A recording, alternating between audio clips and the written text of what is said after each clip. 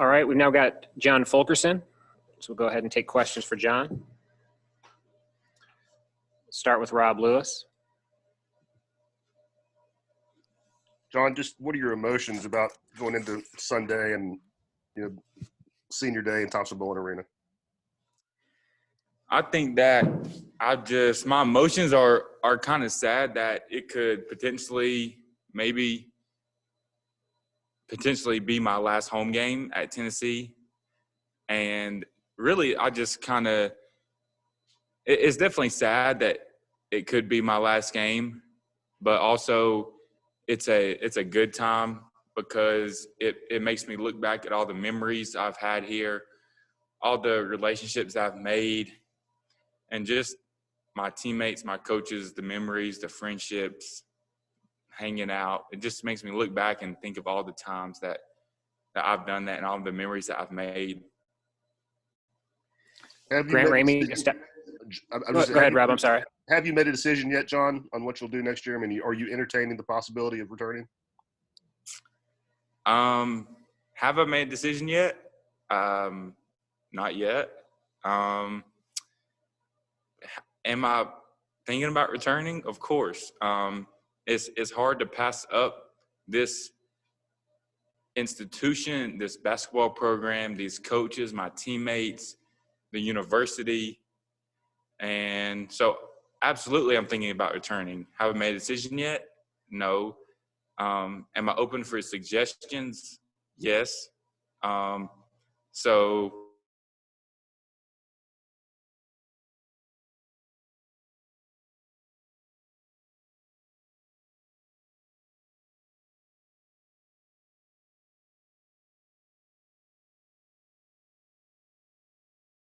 day.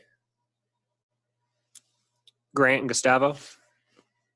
John, can you think back to when Tennessee and Rick started recruiting you? What's your memory of that time? What was that like growing up a Tennessee kid and getting that kind of attention?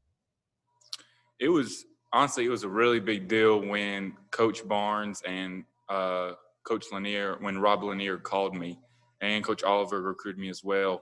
When they called me and they told me that they were with the University of Tennessee, it was honestly like a dream come true. And it still feels as if I'm living a dream that a kid from Kingsport gets to come and play for his state university, which has always been his dream. And so I'm very blessed to be in this position, but I can remember it like it was yesterday. I believe I was in Atlanta or Marietta, Alpharetta, somewhere around the Atlanta area playing in a tournament, or maybe Greensboro, when I got that call and when they offered. And so I'll never forget it. And my AU coach knew it was coming, and we talked about it.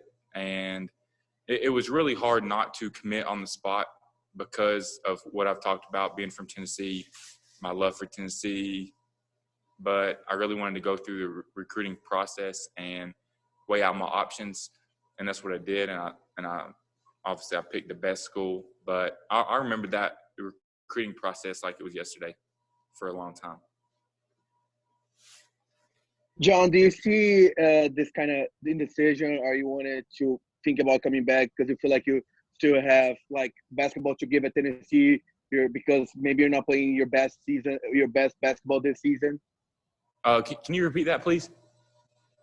My question is, are you thinking about coming back for another season because you feel like you still have some basketball to give, probably because you feel like you're not playing your best basketball this season?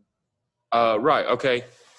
That could definitely be one of the reasons, but and it would be great to, and we still have a lot of basketball left this season to play, and the most important basketball is still left, that we can have a great season. But I would come back for many different reasons, and would that be one of them? Yes. Would that be the main reason? I'm not sure, but I'm still weighing out my options and seeing what the best is for me, and talking to my family about it, praying a lot about it, and just seeing what the best option is. Nicholas Hill and Wes Rucker. John, obviously, as you just mentioned, you're heading into the most important part of your season. Just what is something that you are really working on right now in practice to help yourself and the team do well as you head into both the conference and the NCAA tournaments? I think right now we're just playing as a team together right now, and I think that we have come together more than ever right now, as we should, and because now we know how important each game is from now on. And so we're just trying to get everybody to play their best because as we've seen, and you all have seen a couple games this season, that when everybody's playing their best and playing their role, then we're a very, very good team, and I feel like we could beat anybody in the country. So we just got to get everybody, including myself, to play their role and play the best they can. Fulky, I'm sure it sounds a bit like a broken record at this point, but as you go and y'all are kind of chopping up the film there and you're watching stuff and you're watching tape, what are you seeing from yourself that's not going right? Are games just kind of flowing away from you? Are you not attacking them? Or are you what are you kind of seeing when you chop those things up? I see a lot of things. I see double teams. I see me not being aggressive. I see me not making the right play. But that's why we watch it. And I've seen a lot of stuff, and I've tried to improve on all season. And if I could go back and play like I did last year, you better believe that I would, and I would play even better. And I've been trying my best to play like that. And I think that I've still got that in me. And so, you just got to keep working every day to try to get better and get your swagger back. Ben McKee and Mike Wilson. John, I know there's plenty of basketball left to be played, so sorry about the premature question, but how do you want Tennessee fans to remember you as a player when your time here is done, if this is your last year? I would want Tennessee fans to remember me, first of all, not as only as a basketball player, but off the court as well. That's somebody that always had a positive impact on people, and somebody that always liked to have fun, was always trying to lift people up and look at the positive side of things, look at the bright side of things, and talk to people, and really somebody that gave my all for Tennessee. And I would say on the court, I would like to be somebody that was known as a great teammate, really the ultimate teammate that was there for my teammates and one another when times were good, when times were bad. And I want to be known for somebody that always played hard all the time, that was a hustle, energy player. And really, I would just like to leave a great lasting impact on Tennessee, and hopefully I can, that I can be known for somebody that came in and left it better than they found it, and somebody that gave their all for Tennessee. I just hope I can to leave those things. John, what are the other factors that would come into play in terms of a decision between either returning to Tennessee or potentially turning pro? And are those the only two options you would consider at the end of this season? Yes, I believe turning pro or coming back to Tennessee would be my only two other options. I would not look into grad transferring, because I think I'm just too loyal to the University of Tennessee, to Knoxville, to my state, to Coach Barnes and his staff. So if I'm going to play college basketball next year, it's going to be at Tennessee. But I'm still not sure what I'm going to do. And the factors going into it, there's a lot of factors that go into it. But like I said, I'm going to focus on this team right now and getting better right now to finish this season strong. And then after, I'm going to talk to some few people, think about it, pray about it, weigh out my options, the pros, the cons, and see what the best option is for myself. Trey Wallace and Grant Ramey. John, when you look at on the court playing in front of 22,000 people. I know this year is different. But what are some special moments? And I know you still got a game left at TBA on Sunday, but any kind of special moments or games over the last 3 to 4 years that stand out to you more than any other? Of course. I would say this game was not in TBA, but when we beat Gonzaga, was that 2 years ago? And when we beat them in Phoenix, that was a game that I'll never forget. I'll never forget when we beat Georgia here in Thompson Bowling Arena for the SEC championship.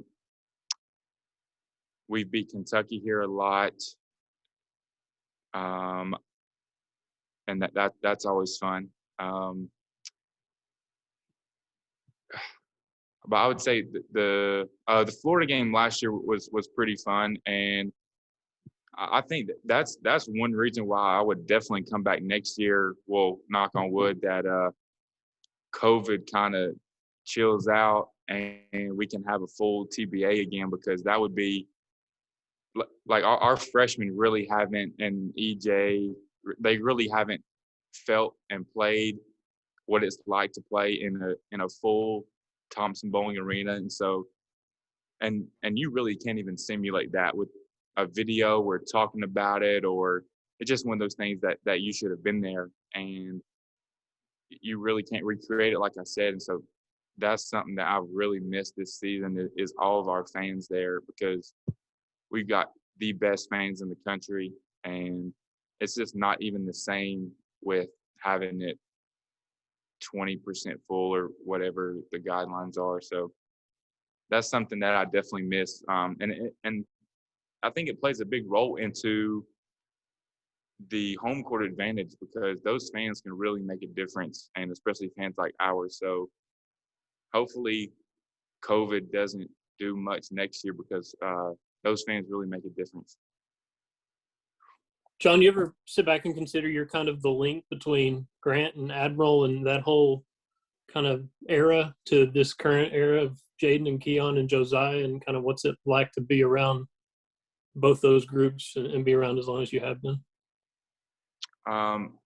Being around as long as I have been, it's been a great and fun time here. I've loved it, and it's been, I would say, a learning experience, and you were part of the build, watching really Coach's first recruiting class come in with myself and 5 others, and being a part of that group, and now being a part of him with 5 years of his recruiting class, and the kind of players that he can recruit and get. And it's really been cool and fun to watch our program turn around, and really the guys that you said before, and then even started with Kevin Punter and Armani Moore and those guys, and then with Admiral and Kyle, Lamonte, with those guys. And I know I'm missing some people. And then with Grant in our class. And so it's really been cool to see just the standard that we've set for Tennessee basketball. Lewis and Wes? John, kind of a simple question here, really. Are you and the team, do you guys feel like you are okay? This is a very emotional time, obviously, for you all, having to answer questions about your career, injuries, just this season in general with COVID. Not as like an excuse, but when you talk to your team, what is your guys' mindset right now? How are you all doing? I think we're doing great. And I know that may seem hard to hear, but in our mindset right now is knowing that if and when we come together, that we can be unstoppable. And we've seen it a couple of times this season. We just have to play together as a team and play for each other. And when we do that, and we know what that takes and how we can do it, and I think that we've got full confidence coming into this last part of the season that we can do exactly just that. Fulky, I know that a lot of us, when we think about kind of that time in our lives when we were a freshman in college, and then 4 or 5 years later when we were getting ready to leave, it's almost like it was two different people. If you could go back to that point then, just how much different are you now? Has it been a slow thing, or do you feel like you're still the same person, or what's that sort of the process been like for you? No, I don't feel like I'm the same person. I feel like that countless people here at Tennessee, and I can name 20 people here that have influenced me and helped me grow as a person, athletically with basketball, spiritually, emotionally, physically. I can name so many people that have helped me out during my time here that have molded me and helped me become a more mature, a smarter, more intelligent, a different aspect on life, mentally stronger person before when I got here. And so I could thank a lot of people that have shaped me while I've been here at Tennessee. And I'll make sure and tell those people who they are. But it has been, like I said, a fun time here for me, and I've enjoyed it all. And I definitely think that I've become a better person while I've been here. Trey and Wes. Hey, John, going back to last year when right before y'all heading to the SEC tournament, y'all made a stop in Cookeville to visit with the tornado, the folks that got hit by the tornado. Then you went to Nashville to get ready for the tournament and play. Then it kind of all ended. What has the year been like for you? Maybe outside of basketball, for you personally, dealing with the COVID situation and everything that went into that trip to Nashville last year up until now? It's been crazy, to be honest with you. The whole, like you said, that whole situation was just something that we never would have thought would happen. Like you said, we were playing really good at the end of the season last year. We were on our way to Nashville, and we stopped there to see the people that had been affected. And first of all, that was something that really, besides COVID, when we didn't really know COVID was a thing, that really made you so thankful for what you have, and that honestly it can be taken away just like that. That you're going to go to sleep tonight and wake up with none of your cars, your house, your loved ones may be not there. And so really that was so eye-opening for us and our coaches and my teammates, that we really kind of realized, this life is way more about basketball than it is. Life's so much more about other things than basketball. And so we realized that we're so lucky and blessed to be able to play this game and to have the things we have, because we were talking to those people that had been affected, and they literally just went to sleep that night not knowing what was going to happen. And they woke up and that their house was torn down. Their cars were down the street, across the field.